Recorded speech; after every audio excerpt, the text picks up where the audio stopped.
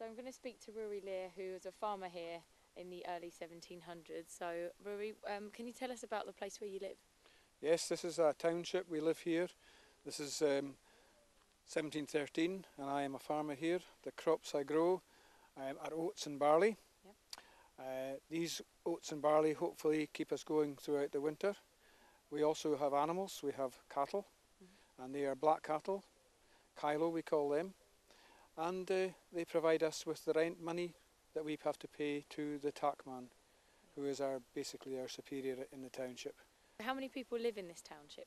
This township probably at the moment I think around about 100, 110. And do the children have to help with the chores and the work that you do? Yes, the children work using the rotary quern, which is what we mill our oats with, and that will be one of their jobs as soon as they're able to do that. That gives us our food. We mill the oats and we then make that into porridge or oat cakes, and that's what we eat. Are they the main kinds of foods that you eat? Do you eat any vegetables or...? The only vegetables we can get are foraged in the pine wood round about here, so we can get wild carrots, wild onions, wild mushrooms of course, and we also have fish from the rivers as well. And on very special occasions we kill a goat and get goat meat. And what kind of special occasions would they be? Marriages would be a big one. Okay. And how about other types of meat? Do you eat the cattle that you have here? No, the cattle are very important to us because these cows are sold to drovers at the end of the summer and taken down to markets in the south of Scotland. And what money we get from them we actually sell, we give to the tackman, our boss. And so the cattle are more important alive than they are dead. Okay. And how is it that the tackman kind of owns this whole area? Well, he doesn't own the whole area. He is subservient to the clan chief, and he leases ground from the clan chief for us to build our houses on and for us to grow our crops. And is the people in the clan only the people who live in this township, or does it spread further than that? No, people in this part of the world. We have many, many names. We have, this of course is Macpherson country, but we have other clan people here who have come in. We have married the people in this part of the world, and so that we have many other names of people, of clan members. And inside your house, how do you heat the house, and what's it like inside? It's very pleasant for us to live in the houses we have because it shelters us from the rain and the snow in the winter. In the summer it is very good. We have a fire in the middle of the floor which we cook our food on. And we also in the winter take our animals inside, so the animals will be inside the house. Really? Even the cows?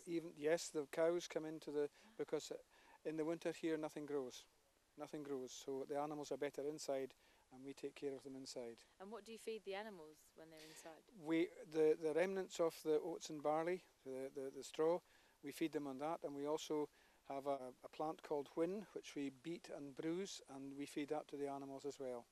The animals also provide us with some blood in the winter which we mix with the oats, and that is a lovely thing called blood bread. Wow. And what's that? Is that something that everybody eats, or is that just for special occasions? No, that's something everybody eats. It would be maybe a special occasion, but it would be something that everybody would eat. Wow. And what's the most difficult part of your life here? Surviving. Basically growing enough food for us to feed my family and to survive the winter. And have there been some years where that's been more difficult than others?